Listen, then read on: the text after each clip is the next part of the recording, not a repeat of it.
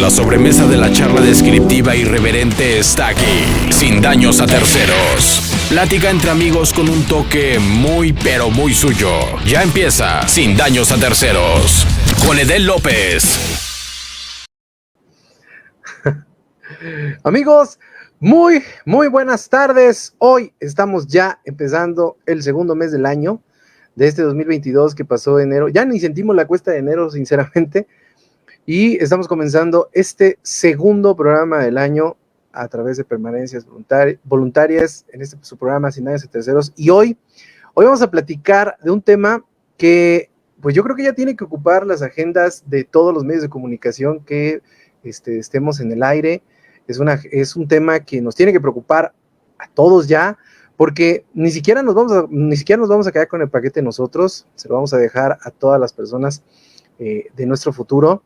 Esta situación del cambio climático, todas estas situaciones que están sucediendo, y hoy este programa se llama Don't Look Up, versión cambio climático, y ahorita vamos a explicarles por qué se llama así. Y tenemos hoy aquí en este programa a mi queridísima y meteoróloga favorita en este mundo, más allá de, ¿cómo se llama?, de toda la amistad que le tengo. Es una mujer que admiro, quiero y aprecio, a mi queridísima Carolina Ochoa. Mi queridísima Caro, buenas tardes, gracias por estar aquí en otro programa más de Sin Daños a Terceros. Te agradezco mucho que hayas aceptado otra vez este tema que nos sigue preocupando a muchas personas y nos sigue encendiendo las alarmas, pues yo creo que en todos los niveles, porque la cuestión del cambio climático se está poniendo cada vez más gruesa.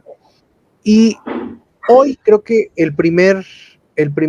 la primera pregunta que se viene a mi mente en esta situación es ¿qué está pasando en este mundo? Porque ahorita platicábamos fuera del aire que hay acontecimientos climatológicos fuera de contexto, que ni siquiera los mismos científicos tenían presupuestados, y pues están sucediendo, como la lluvia en Groenlandia, como las inundaciones en Brasil, como los calores, como los incendios, todas estas cosas que están sucediendo que desafortunadamente le están golpeando. Bienvenida a Sin Daños a Terceros, mi querida Caro, ¿cómo estás? Hola, buenas tardes, gracias por invitarme una vez más me siento el meme que dice, ¿me permite hablar de mi investigación? Déjeme le hablo, así me siento, pero muchas gracias por considerarme, por invitarme, por abrirme el espacio. Con lo de la cuesta de enero, pues ya ni la sentimos, es un decir, porque yo creo que seguimos en la cuesta de enero, pero del 2021, o sea, ¿no? El panorama sigue siendo el mismo, pero bueno. Y con respecto a tu pregunta, pues sí, o sea, hay desde hace ya del reporte del Panel Intergubernamental de Cambio Climático del 2013-2014, se hacía la atribución. Ya ves que hemos platicado de que una cosa es detectar que el clima está cambiando y otra cosa es atribuir la causa a la que está cambiando. ¿Por qué está cambiando? Y a echarle la culpa, a descubrir al enemigo, es un proceso que se llama atribución del cambio climático. El proceso de detección de cambio climático quiere decir que hemos visto a lo largo de los datos y con algunas pruebas estadísticas o comprobamientos matemáticos que el clima está cambiando y que presenta ciertas modulaciones. Entonces, desde ese reporte del 2000, que es el quinto reporte, 2013-2014, ya los miembros del panel intergubernamental señalaban que el cambio climático era una cuestión ya inequívoca, con un nivel de confianza entre el 95 y el 100%, ¿no? Entonces, es una confianza altísima matemáticamente hablando, y que era atribuible a la actividad humana, ¿no? Entonces, y que esto iba a traer ciertas consecuencias que se iban a que se podrían ver primariamente en lo que ya todos conocemos, que es el aumento de la temperatura global del planeta, el derretimiento de los polos, el aumento del nivel del mar, y lo que señalaban era que los eventos extremos iban a ser cada vez más extremos. Y un evento extremo, pues, son ciclones tropicales, sequías, granizadas, inundaciones, lluvias torrenciales, etcétera. Entonces, como ha pasado del 2013-14 que te estoy mencionando para acá, lo que hemos ido comprobando es que lo que decían era cierto. O sea, cada vez es más frecuente ver que en zonas que se presentan este tipo de eventos en diferentes zonas donde antes no se presentaban. Claro. Oye, les comentaba yo al principio del programa que le pusimos Don't Look Up, versión cambio climático, porque, bueno, para las personas que no han visto esta película en Netflix, científicos descubren un asteroide que viene a la Tierra, alertan a las autoridades, como tiene que ser el protocolo, y las autoridades toman todos estos datos y empiezan pues a hacer una parafernalia muy grande entre programas de televisión, el artista que retoma la situación del meteoro para poder hacer ventas de sus discos, tiktokers, etcétera, etcétera. La película es una parodia, creo que perfecta, a todo lo que nos sucede en este mundo, porque nos sucedió, por ejemplo, con el COVID. Cuando inició el COVID, toda la gente, cuando supimos de los primeros casos de COVID en este mundo, lo veíamos muy lejos, decíamos, no, está China, no va a llegar, ¿no? Y hacíamos hasta bromas y memes y todo ese tipo de situaciones. Y hoy, ya llevamos 2 años con la rodilla en el piso, y al parecer, pues ya está todo más controlado, pero pues seguimos con la rodilla en el piso. Nuestra indiferencia nos puso de rodillas.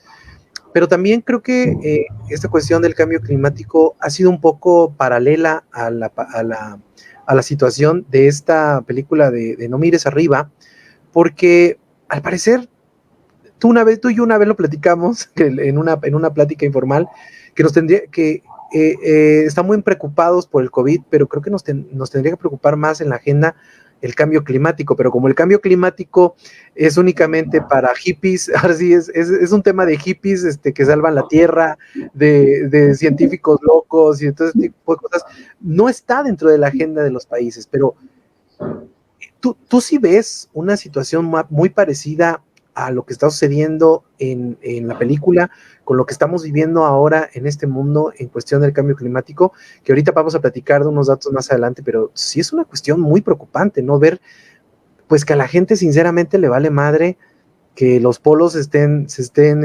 deshielando, que haya llovido en Groenlandia. Ahorita platicamos de esa cuestión de la lluvia en Groenlandia, porque me pareció impresionante y hasta se me puso la piel chinita porque fue un evento que nunca, o escúchenlo bien, nunca había sucedido en la historia de la humanidad. Entonces, tú sí ves un poco como que una indiferencia, ¿lo puedes catalogar como una indiferencia o como que simplemente pensamos que es algo que nunca va a suceder? O sea, como que pensamos que lo de las películas nunca va a suceder y nunca nos va a llegar ese tipo de destino.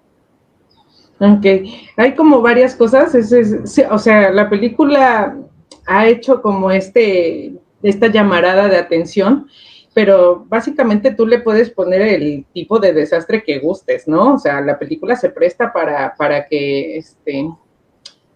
para poder encaminarlo hacia la trinchera que quieras. Evidentemente yo te voy a hablar de cambio climático, ¿no?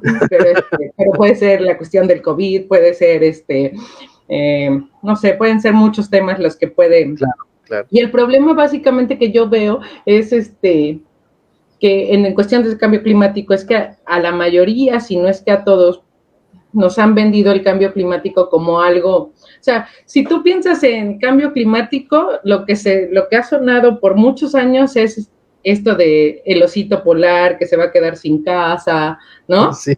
El pingüinito se separa de su manada porque el hielo se partió y se fue, este tipo de situaciones, ¿no? O sea, entonces, muy dramático, en primera, ¿no? Pues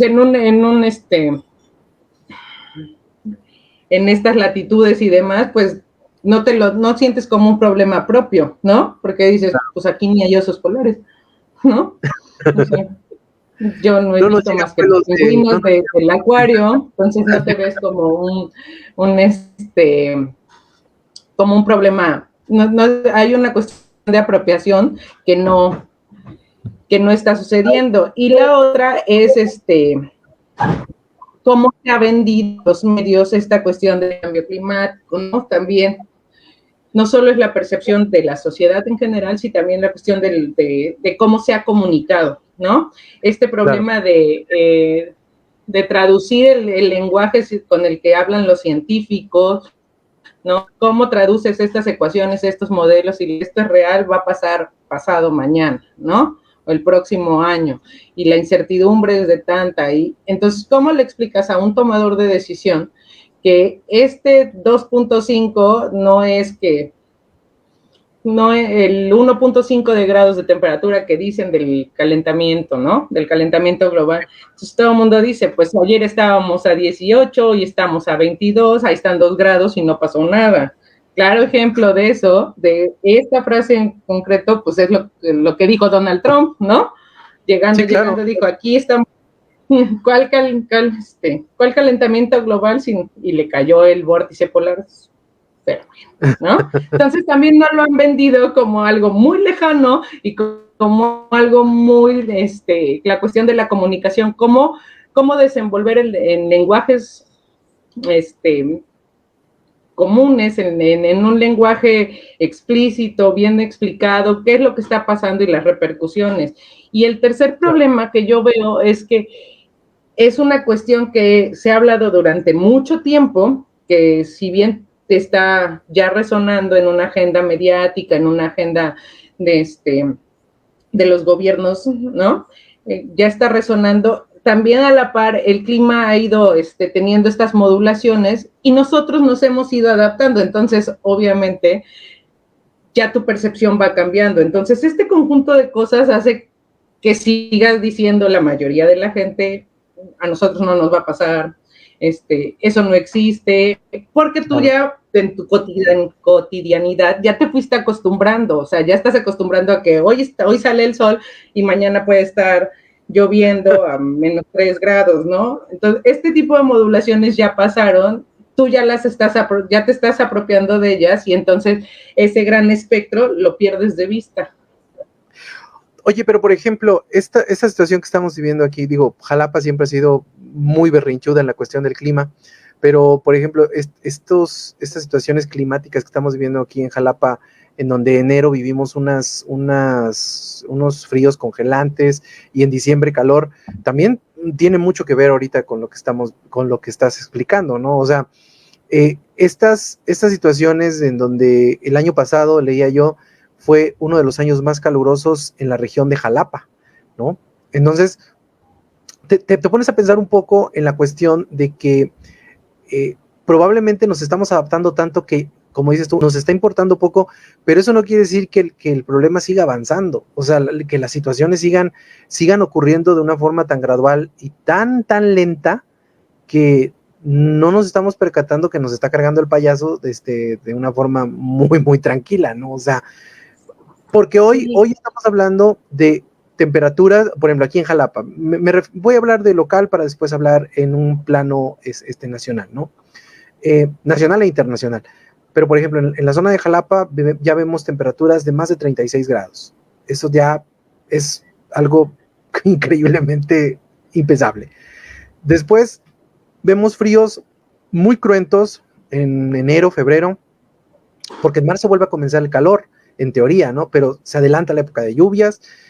O sea, es una situación medio complicada que también tiene que ver con muchos fenómenos meteorológicos que afectan a nivel nacional, como son las nevadas, el fenómeno de la niña, el fenómeno del niño, todas estas situaciones barométricas que uno no entiende y dice uno, ay, ya cambió el clima, chingue su madre, ¿no? Pero no entendemos que esto tiene una implicación a gran escala. O sea, estamos jodiendo el clima, estamos pasando de problemas de in situ a problemas muy grandes y no hacemos caso. O sea, nos estamos adaptando tanto que nos estamos jodiendo nosotros mismos. ¿Es cierto o no? Pues básicamente sí, ¿no? Como te decía, nos estamos acostumbrando, regresando al tema de la detección y la atribución, o sea, se ha detectado por ejemplo, a gran escala que está pasando es que las estaciones que estaban bien definidas, como primavera, verano, otoño, invierno, están teniendo un desfase en la escala temporal, ¿no? O sea, ya no inicia el 21 de marzo precisamente, ¿no? Sino que empieza por ahí del 30, Entonces, ese desfase en días tiene que ver con un comportamiento de la circulación, de la dinámica de la atmósfera en general, ¿no? O sea, claro. Los océanos se están calentando, entonces hay mayor... Lo mismo pasa con los huracanes, ¿no? O sea, mayor temperatura del océano, pues es una olla de presión perfecta para generar mayores ciclones tropicales, etcétera, etcétera. O sea, es como la receta perfecta del desastre, ¿no? Y como pasa, y muchas de las cosas es que la mayoría, incluida yo, de la gente tenemos esta memoria temporal a corto plazo, pues como Dory, ¿no? O sea, no te acuerdas cómo te fue el año pasado en la época de lluvias, pues qué te va a importar lo que pase en 10 años. ¿No? Claro. Entonces es un conjunto de situaciones, estamos hablando de usos y costumbres, estamos hablando de esto de manejar los lenguajes técnicos. Por ejemplo, la mayoría de la gente dice ya cambió el clima, cuando lo que cambia es el tiempo, ¿no? Entonces claro, estas definiciones de tiempo, clima, cambio climático, calentamiento global, suele ser muy confuso y las utilizamos indiscriminadamente, ¿no? Entonces te dicen, ¿tú has oído hablar del cambio climático? Sí. ¿Y qué sabes? Pues la temperatura, pero pues no, la atribuyes a la temperatura de hoy y de mañana y si te va a afectar para tu cumpleaños y para las vacaciones, no para un esquema más global. Eso es en lo que hay que trabajar. Oye, esta situación que sucedió en Groenlandia, estaba yo leyendo que, y te digo que fue lo platicábamos fuera del aire, a mí me preocupó demasiado porque nunca había sucedido. O sea, la lluvia en Groenlandia fue un evento que literalmente alertó o puso en focos rojos a todos los institutos climatológicos del mundo, porque era algo que nunca había sucedido. O sea, fue tal la concentración según lo que yo entendí, por lo que yo entendí en el artículo que leí, decía que era tal la concentración de agua que se quedó en la atmósfera que ya no encontró una forma de volverse otra vez hielito y empezó a llover. Y eso hablaba de que el clima ya no era lo suficientemente frío para congelar el agua que caía. Y entonces eso alertó porque quiere decir, bueno, te digo, según lo que yo leí, tú a lo mejor me lo puedes explicar mejor, o a lo mejor no. O a lo mejor no, que la temperatura ya no era tan fría y que se subió 2 grados o 1 grado la temperatura de allá y que algo pasó allá barométricamente que empezó a caer agua. Esto es muy preocupante, digo, el hecho de que ya existan situaciones fuera de contexto que ni siquiera los científicos las tenían. Vaya, yo creo que no había ni un científico en este pinche mundo de tus colegas que haya dicho, hoy va a llover en Groenlandia, ¿no? Y que digan, y todos, sí, güey, va a llover, ¿no? Ja, ja, ja, ¿no? O sea, el vato yo creo que se debe haber sido el apestado de la mesa de científicos, pero llovió. Y entonces fue algo que alertó a todas, absolutamente todas los científicos de este mundo. ¿Cómo se traduce esto, Caro? O sea, porque estas situaciones apocalípticas, entre comillas, vamos a llamarlo así, sin ser fatalistas, pero son preocupantes, ¿no? ¿No lo crees? Pues sí, o sea, y te digo, te comentaba, los eventos extremos cada vez son mayores, las consecuencias de que el calentamiento se esté presentando, el calentamiento global, este aumento de la temperatura superficial global, tiene repercusiones que en un corto plazo no puedes visualizar, ¿no? Esta situación de que pues estamos aproximadamente en el 1.3, cuando la meta al 2030 era no pasar del 1.5, entonces creo que vamos por mal camino, ¿no? O sea, la Agenda 2030 es eso, ¿no? Tratar de no sobrepasar, el Acuerdo de París es eso, no pasar el 1.5. Claro. Lo que hemos perdido de vista es que los gases de efecto invernadero, que son los que ocasionan este tipo de este aumento en la temperatura, estos cambios en el clima, tienen un tiempo de vida. ¿Te acuerdas que lo platicábamos en otro programa? Que no es el problema emitir, el problema es cuánto tiempo queda suspendido en la atmósfera. Yo sé, el carbono tiene un tiempo de vida aproximado promedio entre 50 y 200 años. Entonces, lo que tú emitas hoy lo van a sufrir tus nietos, ¿no? Sí. Entonces, es esa acumulación que va generando este rebote, esta retroalimentación de calor que el planeta va absorbiendo, y por eso estamos teniendo situaciones como esta.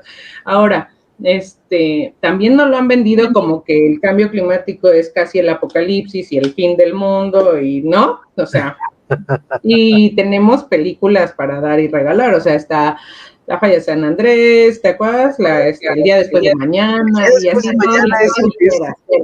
día después de mañana es genial. A mí me parece una película que si no te da miedo el pinche clima con esa película es porque definitivamente no le tienes perdón a Dios, amor a Dios, Dios, ¿no? Si llegas a ese punto donde despiertas, respiras, abres la puerta y ya se nevó, ya no salgas, ¿no?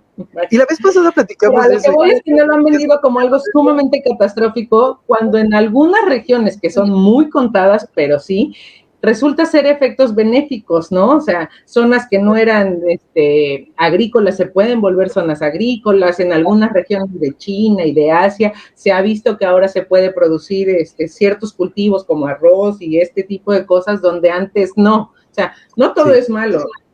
No existe un balance como para decir vamos a salir tablas, pero sí existe, pero sí hay saldo a favor, pues, en algunas regiones muy remotas.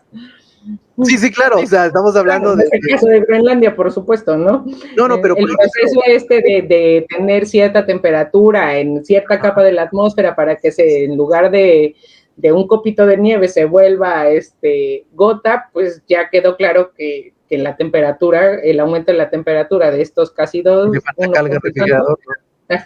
le está afectando y que ya va a ser muy difícil, ¿no?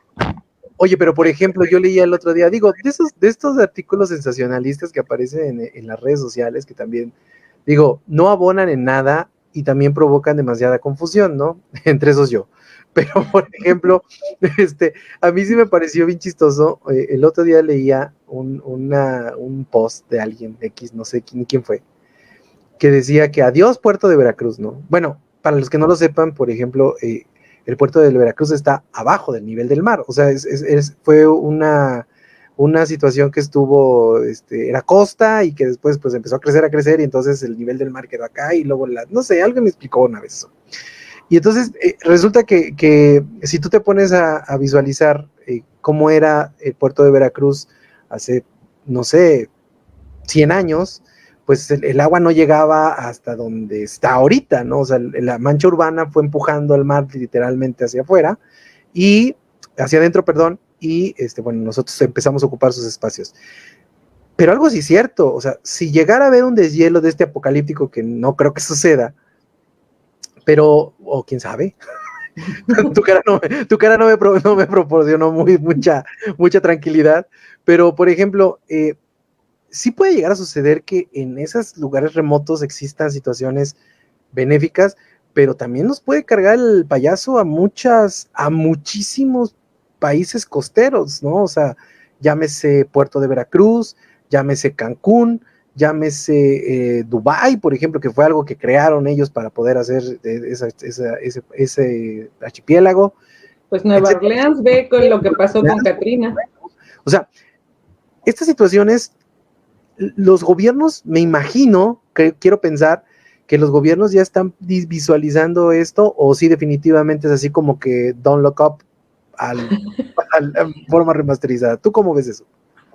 Sí pasa. Del ejemplo más así de inversión en cuestiones de infraestructura y seguridad, lo tiene Estados Unidos, o sea, con esto de Katrina, ¿no? Imagínate, claro. Pones en riesgo todo Manhattan, Nueva Orleans, la Florida es otra, ¿no?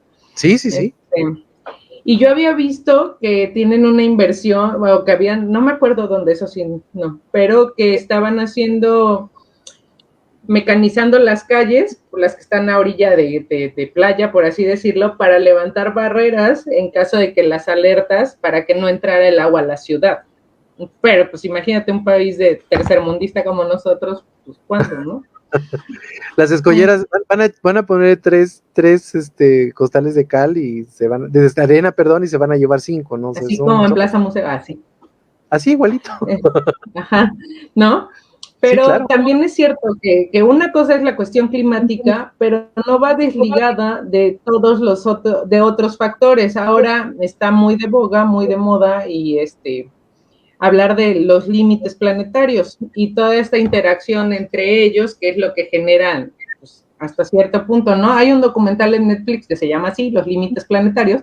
Son 9, no me acuerdo perfecto de los 9, pero tiene este poder de visualizar cómo si disminuyes uno, digamos, la cuestión de la biodiversidad, qué pasa con la pérdida de especies y el aumento del clima, entonces pues, tienes indirectamente diferentes corredores biológicos, ¿no? Las aves ya no pasan por donde pasaban, las mariposas monarcas ya no llegan a donde llegaban, ese tipo de cosas, ¿no? ¿Qué pasa si aumentas la población, pero disminuyes tu inversión en seguridad, en alimentación y este tipo de cosas? Esa interacción de los límites planetarios, pues nos lleva a las situaciones en las que estamos ahorita. O sea, no solo hay que enfocarnos en la cuestión climática, sino en su interacción per se con los demás límites planetarios. Por ejemplo, la cuestión de la sobrepoblación.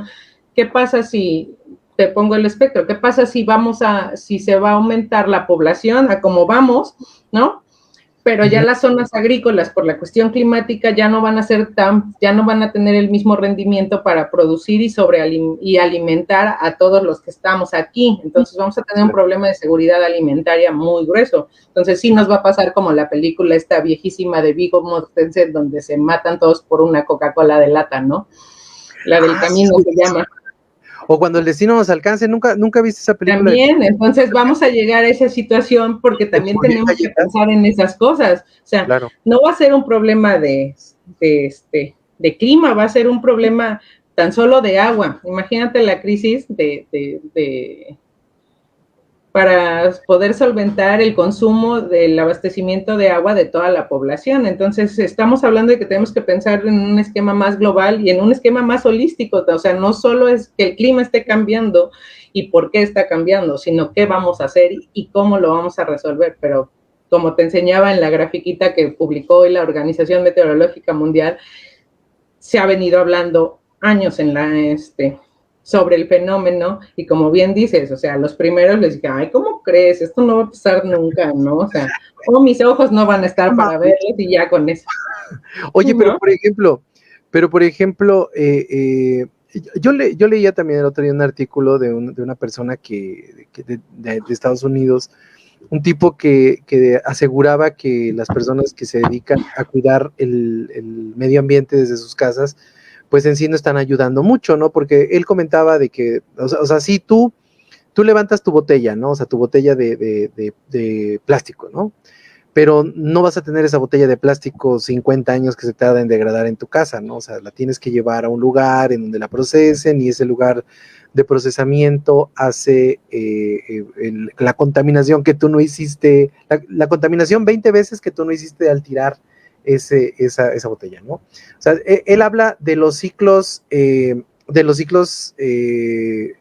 vida, de ciertas cosas, pero sobre todo habla de que no recae en nosotros, porque sí nos han vendido, y yo sí, a veces sí me siento así como presionado, así de, güey, no tienes la basura en la calle, ¿no? Pero dices, o sea, sí te sientes así como presionado en el sentido de que los medios, los científicos, no es cierto, ¿no? Los medios nos han bombardeado en la cuestión de que tienes que ayudar desde lo chiquito, pero a gran escala hay muchas empresas que pues no regulan sus desechos, no regulan sus emisiones, no regulan nada. Entonces, en un momento dado lo que podemos hacer es muy poco contra lo que hacen, por ejemplo, empresas como Coca-Cola, que estaba yo leyendo en Estados Unidos, que están teniendo graves problemas porque sí están captando todas las botellas de plástico, pero están creando un chingo de contaminación al momento de procesarlas, ¿no? Entonces, es un desmadre así como que de círculos viciosos medio extraños. Pero aquí la pregunta que yo te quería hacer en este momento es, tú como una incansable, porque eso sí lo tengo que decir al público, y cada vez que alguien me pregunte, yo digo, aquí la chingona es mi amiga Carolina, porque tú eres una incansable promotora de la ciencia y la tecnología, eres una incansable promotora de que los chavos estudien cuestiones científicas, pero ustedes como científicos, ¿no se encuentran ya un poco cansados de estos círculos viciosos?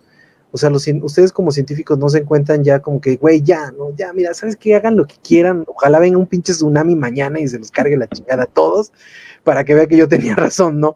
O sea,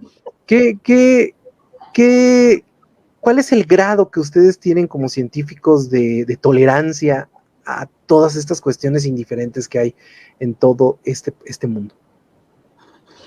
Híjole, fíjate que retomando los 10 mandamientos de por qué ser científico de Rui Pérez Tamayo, Sí, dentro de todo es porque somos personas muy tercas, ¿no? Sí, claro. Entonces, yo no creo que un científico y con un compromiso y una ética en la mayoría de los casos, ¿no? Entonces, sí, por ejemplo, yo te voy a hablar del caso de Veracruz, ¿no?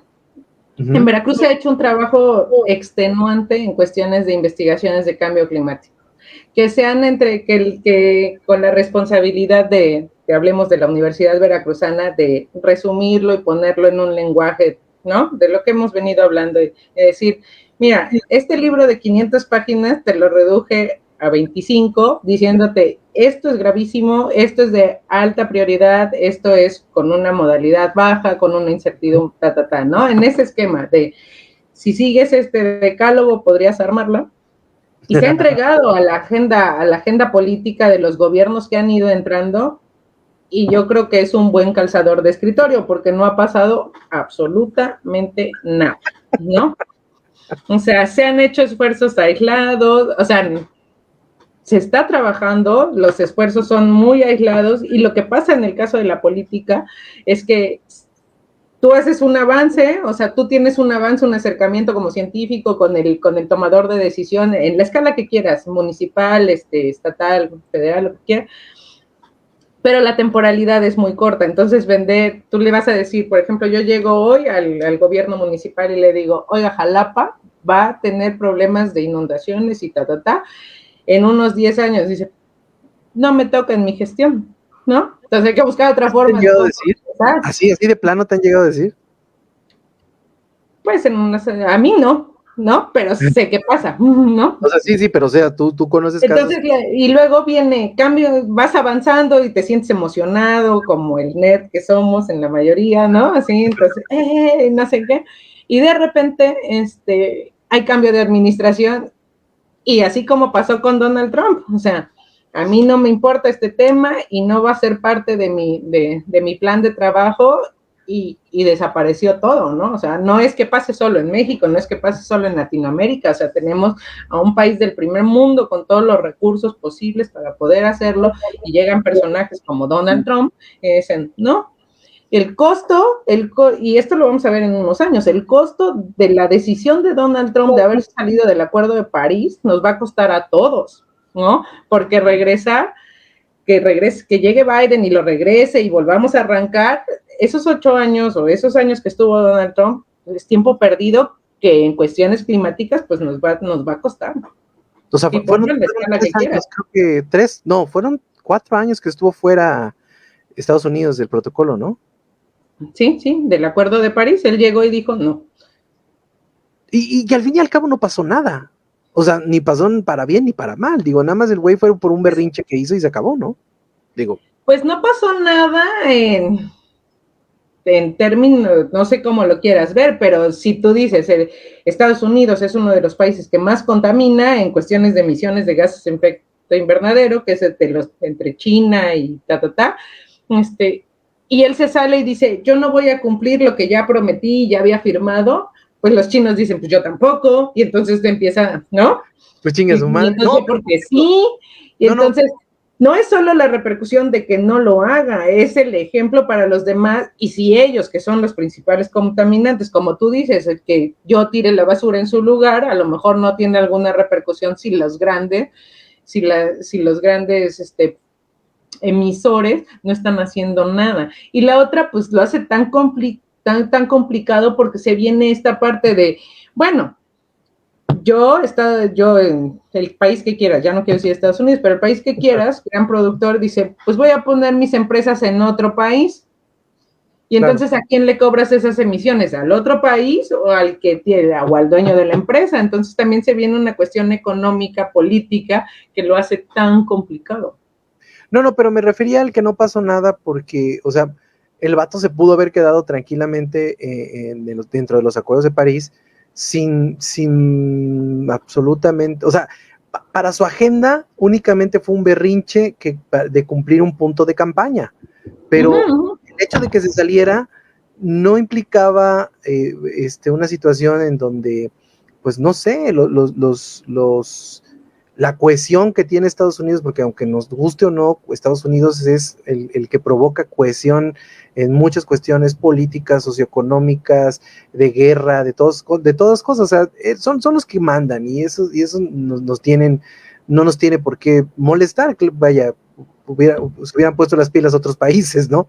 Pero a lo que voy es de que, o sea, el vato se pudo haber quedado ahí en los acuerdos de París solamente por seguir una agenda, pero el hecho de que él se haya salido, pues no benefició en nada a la Unión Americana, al contrario, como dices, le perjudicó, porque, por ejemplo, yo leí que muchas empresas que tenían sus fábricas en Estados Unidos, no podían exportar hacia Europa, porque Europa sí tiene muy, muy establecido los protocolos que este producto no puede tener ciertas características de producción porque no lo acepto, ¿no? Entonces ahí vino una cuestión económica. No sé, vaya, una decisión puede crear 20,000 estupideces, ¿no? Pero lo que voy a decir es que este tipo de berrinches, pues nos están dando al traste a todos, evidentemente, ¿no? Claro, porque, Donald Trump es Meryl Streep en la película. Exacto, sí, o sea... es el claro ejemplo, ¿no? A mí me parece muy interesante la posición de esa película, porque es bien chistoso cómo la desesperación de Leonardo DiCaprio es más fascinante, o sea, el tipo está impresionado de ver cómo a todo mundo le vale madre, ¿no? La chica esta que quiere, y en cierta forma él también se convierte pues como en una especie como de patiño del sistema, ¿no? Así de la cara bonita, vamos a ponerlo aquí, vamos a ponerlo allá, vamos a ponerlo acá, pero... Él puede ser Gatell. Exacto, puede ser Gatell, ¿no? Pero a lo que voy es de que es increíble esta forma en cómo el director, no me acuerdo ahorita cómo se llama el director, pero retrató a la perfección lo que vivimos todos en este mundo, pues seamos científicos, seamos personas, como en mi caso, por ejemplo, que a mí yo te lo he platicado contigo en muchas ocasiones, yo subo un meme castrando a alguien y tiene 20,000 reacciones, y subo una foto de un desaparecido y tiene 3 reacciones, ¿no? Sí. O sea, la poca empatía que tenemos hacia nuestro entorno nos está poniendo en el lugar en el que estamos, ¿no? Creo yo que sí. Es muy impresionante cómo retrató el director esa situación en la película. Y no pierdas de vista uno de los factores principales de la película, que es la importancia de los medios de comunicación, ¿no? Sin duda. El peso que tiene en la cuestión de apropiación o no de la sociedad en general, del tema que quieras. Sí, sin duda, o sea, los medios somos, siempre lo he dicho, sea un medio pequeño, sea un medio grande, los que estamos detrás del micrófono tenemos una gran responsabilidad de entregarle a la gente los datos necesarios para que tomen las decisiones que ellos crean correctas. Pero sí me parece muy preocupante lo que sucede con el cambio climático. Por ejemplo, la imagen que me pasaste, que digo, no la pude yo bajar no la pude bajar a la transmisión, pero a ver si se ve ahí. Creo que no se va a ver. O sea, sí, lo sí azul, se ve. ¿sí se ve? Sí, lo azul es en la primera... Son temperaturas promedio, ¿no? O sea, mediciones. Las mediciones de la primera conferencia de cambio climático en 1979, lo azul, ¿sí? Y lo rojo es ahorita en los acuerdos de París en el 2000, ahorita te digo. 15, ese fue 2015 y ya de ahí para como en el 2019, o sea, y aún teniendo gráficas de ese tipo donde el calentamiento es evidente, existe gente como Donald Trump que dice que no. ¿No? Oye, Caro, y ahora volvemos a platicar acerca de lo mismo. ¿Cuáles son? Bueno, no sé si hablar de pronóstico sea muy aventurado, pero por ejemplo, a la comunidad científica, ¿cuáles son los focos rojos que ahorita ustedes están visualizando como esto puede ser una situación que puede salirse de control? Llámese huracanes, llámese tormentas tropicales, llámese nevadas, llámese, etcétera, etcétera. ¿Cuáles son ustedes, como científicos, lo que creen que probablemente pueda, pues, ponernos un poco más complicados de lo que estamos en este momento? Híjole, pues ya te los mencionaba en un principio, los eventos extremos creo que es el principal foco rojo, ¿no? O sea, por ejemplo, un tifón, que es un huracán en otra latitud, ¿no? O sea, los asiáticos les llaman tifones, a ellos les pasa y tienen el poder adquisitivo y son tan resilientes que se pueden poner de pie en 2 semanas, ¿no? O sea, un bache en la carretera, ese tipo de situaciones, un país tercermundista como nosotros, seguimos trabajando en los eventos del terremoto del 2017, 2018, ¿no? O sea, sí, claro. Pues no tenemos esa capacidad de resiliencia ni económico de lo que tienen otros países. Entonces, te digo, es un círculo vicioso que hay que ir alimentando de diferentes engranajes, ¿no? Por ejemplo, que está dicho que va a haber más ciclones, que es probable que sean más frecuentes, más intensos o que duren más, ¿no? Que puedan venir como ha pasado en los últimos años, uno tras otro, que apenas va saliendo de uno y ya viene atrás el otro, ¿no? Entonces, sí. Imagínate, si no nos podemos, si nos toma a nosotros un tiempo volver a llegar al estado inicial antes de que pasó el desastre, ahora uno tras otro, pues no estamos adaptados. Ahora, otra cosa es, ¿qué va a pasar si, por ejemplo, el estado de Veracruz, que es un estado con 800 kilómetros de costa, ¿qué va a pasar con toda esa costa si el aumento del nivel del mar llega, ¿no? Como, claro, está pronosticado, como está estimado que va a pasar. Hay un estudio de la UNAM bien interesante que si lo encuentro te lo comparto, donde dicen que casi medio Veracruz de la costa va a desaparecer por el aumento del nivel del mar en 2100, ¿no? Entonces, ¿qué vas a hacer? ¿A dónde vas a pasar a toda esa gente? Claro. ¿Qué va a pasar con toda esa gente? Exacto. ¿No? La zona económica, ¿no? ¿Dónde la vas a mudar? Pero más allá de toda la zona turística y la riqueza económica y biodiversa que tiene esa franja, está Laguna Verde. Entonces, ¿y para dónde corremos? Pues si nada más hay una carretera que no sabemos si se va, ¿no? Pues nadamos, ya va a haber un chingo de agua. No, pues ya ahí salimos como el pez de los Simpsons de 3 ojos. O sea, pero a ver, espérate. O sea, son esquemas catastróficos que hay que ir visualizando. O sea, yo no sé si van a pasar o no, pero el modelo del estudio de la UNAM dice que medio Tabasco y una gran franja de Veracruz va a ser como la nueva Atlántida. Oye, pero ya me prendiste los focos a mí rojos. Mira, no me estés asustando, Caro. Pero por ejemplo, corriendo ya. Espérame, si bien no ubico la Laguna Verde ahorita así como que a exactitud, la Laguna Verde está en alto. O sea, sí. está bajo el nivel del mar, o sea, está sobre el nivel del mar, sobre una playa, pero está elevada. O sea, estás hablando, por ejemplo. No te pongas en que va a venir la ola y estas cosas, porque tú eres No me refiero a la ola, me refiero a que el nivel del mar puede llegar a ¿cuántos metros? O sea, hablando de ese estudio. Se estima que de un par de metros, pero yo no me refiero a que suba en... De madrazo, ¿no? Sí, o sea, no.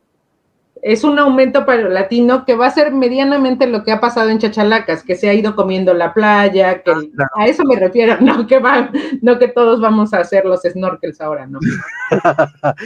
pero lo que voy es de que, por ejemplo, o sea, ese aumento gradual de agua pues en un momento dado, como dices tú, va a afectar económicamente, porque bueno, Chachalacas le ha pagado a los, por ejemplo, a los palaperos, a las personas que tenían sus palapas pegadas a la playa, pues les ha pegado muchísimo, ¿no? Porque pues ha habido en esa cuestión económica, pero también el que tenía su casita, que exacto, ya ahora la erosión que ha tenido ese pequeño avance del nivel del mar, ahora ya le genera, por ejemplo, inundaciones si pasa un ciclón, ¿no? Claro, ya le llega el agua, ya se inunda, ya la erosión, lo que hablábamos de los límites planetarios, esta destrucción de los manglares, son barreras naturales que ya se, ¿no? Sí, que sí, podrían sí. haber frenado en algún momento ese tipo de situaciones y que pues ahorita ya no. Sí, o sea, a lo que me refiero es de que, o sea, lo hizo la Universidad Nacional Autónoma de México, dijo, no lo hizo. Según me acuerdo, sí.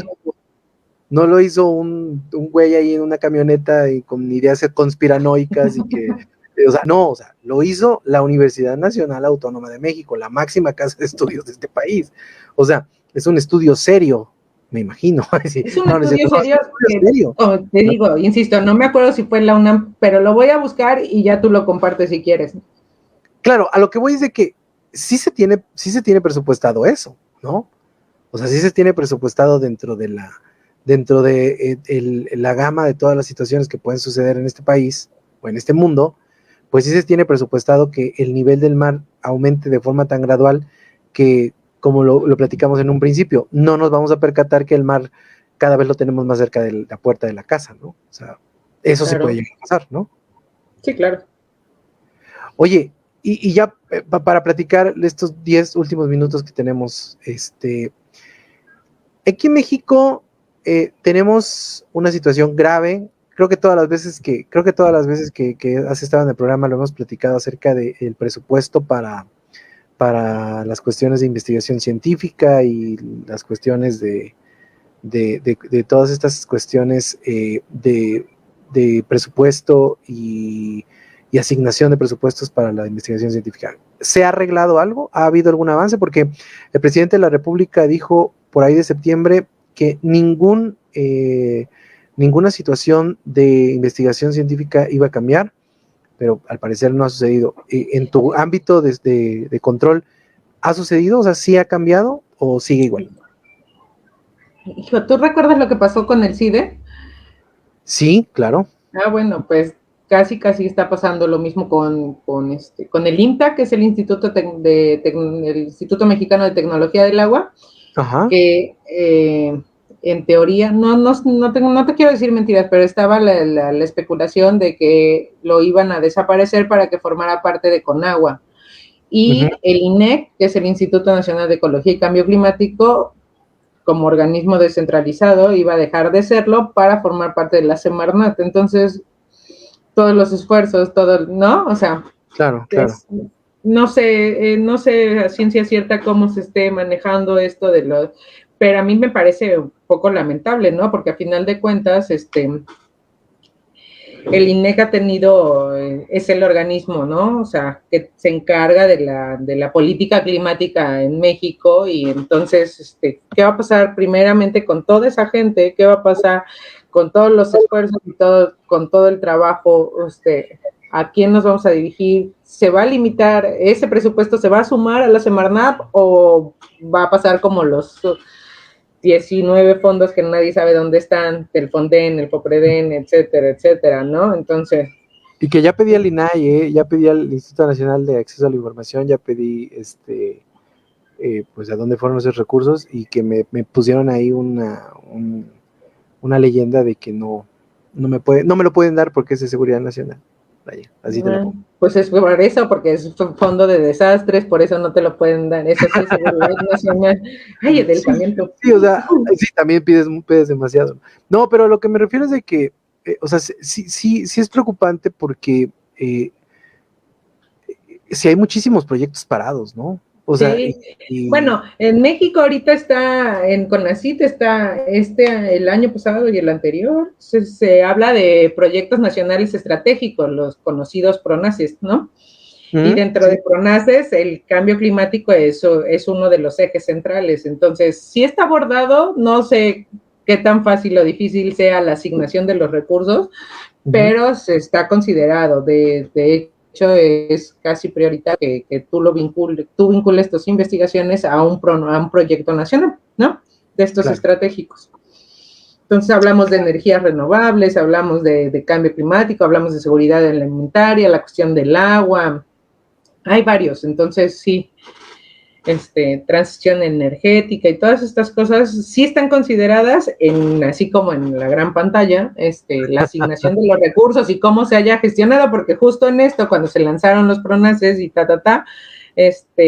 pues vino esta situación del COVID y y entonces ya, pues cada quien en su casa, pues ya, ahí sí no sé, pero sí, o sea, sí están considerados. Lo que sí hay que decir es que en la agenda en esos primeros, ¿te acuerdas de cuando llegó López Obrador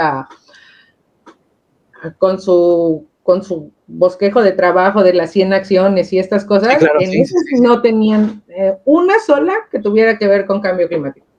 Ni uno. No, bueno, pues estás hablando de un presidente que está y va a apostar, porque esa es la reforma eléctrica va a pasar y va a apostar por la situación de la quema del carbón, va a eliminar las energías limpias. Es obvio y es evidente que es un tipo que no tiene absolutamente ninguna idea, vaya, ni siquiera de saber qué es el cambio climático, sinceramente, y ni le ha de interesar.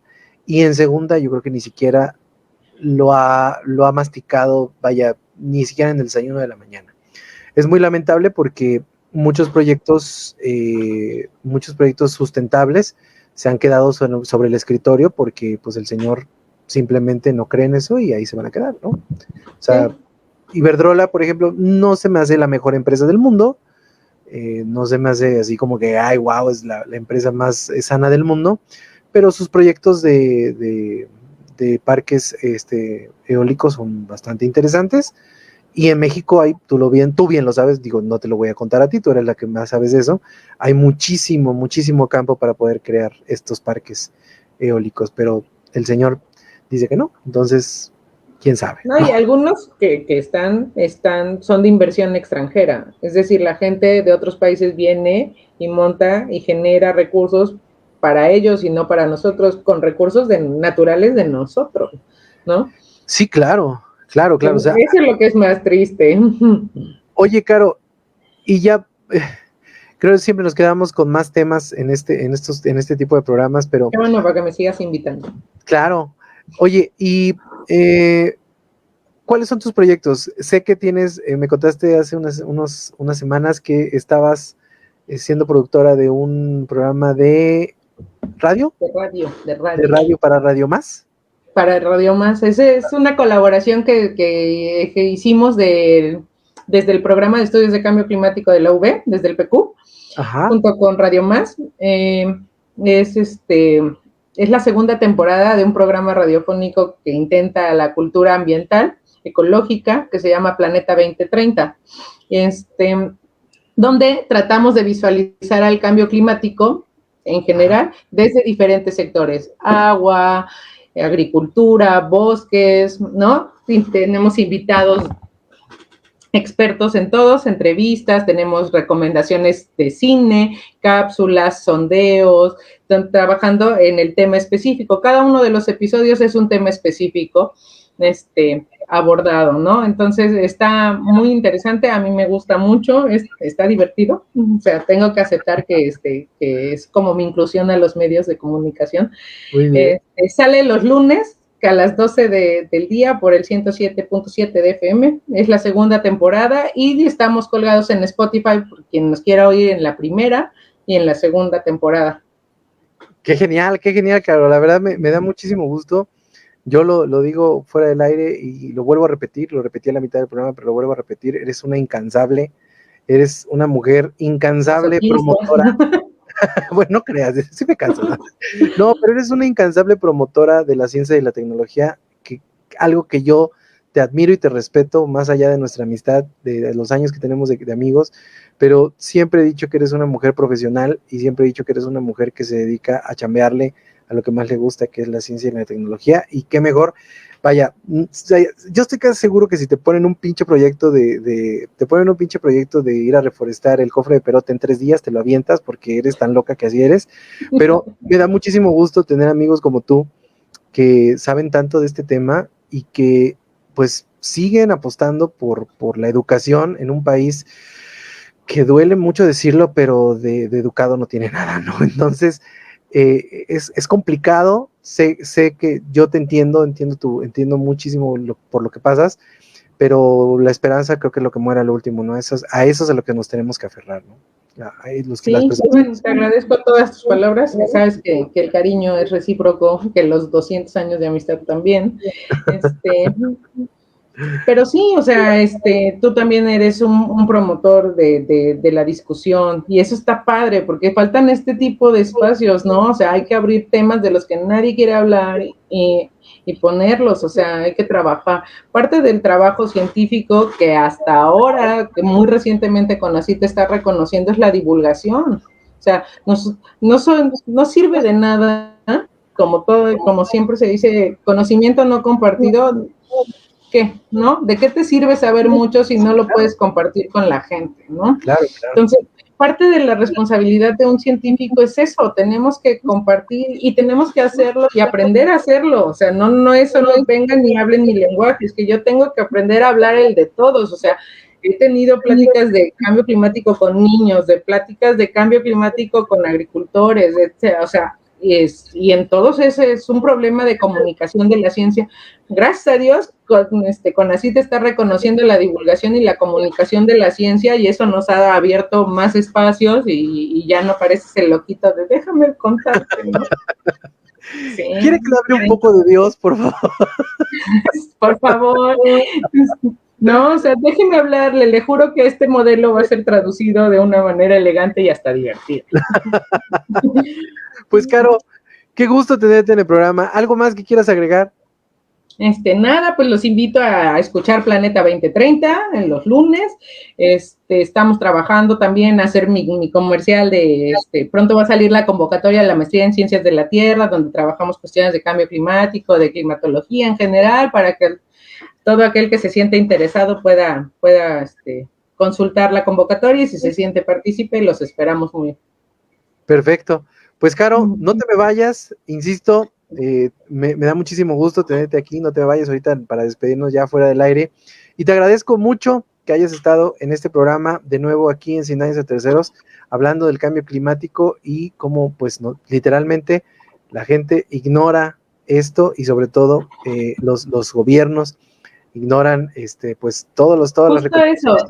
Es que justo acabas de dar en el clavo, la diferencia de cualquier película que hablara de un desastre natural, el que quieras, del Pico de Dante, todas estas que dijimos, con esta de Don't Look Up, es que a nadie le importa y que el apocalipsis que era lejano ya se ve como una cotidianidad. Esas son las dos cosas que están bien reflejadas en esa película, o sea, ¿no? Yo la catalogo como una película de terror, créeme que no la catalogo como una película de drama, o sea, está catalogada como drama, o sea, ahí aparece en Netflix como drama, pero o sea, yo la catalogo como una película de terror. A mí me da pavor ver cómo los científicos están pues desesperados y estos güeyes en su nube y no. Es por eso, tenemos que trabajar en esa comunicación de la ciencia para que la percepción, que son las 3 cosas en las que nos basamos hoy, ¿no? La percepción de todos cambie, porque no es ya una cuestión de va a pasar en 100 años, ya está pasando y ya nos estamos acostumbrando. Y el acostumbrarte hace que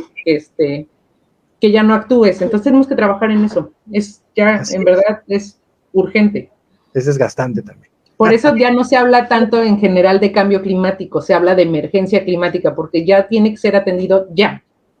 O sea, ya, de cajón. Sí, sería bueno que platicáramos de esos conceptos de emergencia climática, cambio climático. Sí, o sea, por eso ya ahora en todos lados vas a leer crisis climática, emergencia climática, porque ya no es el cambio climático, es la crisis de todo lo que tiene que ver con el clima, cómo se involucra con todas estas cosas que hablamos.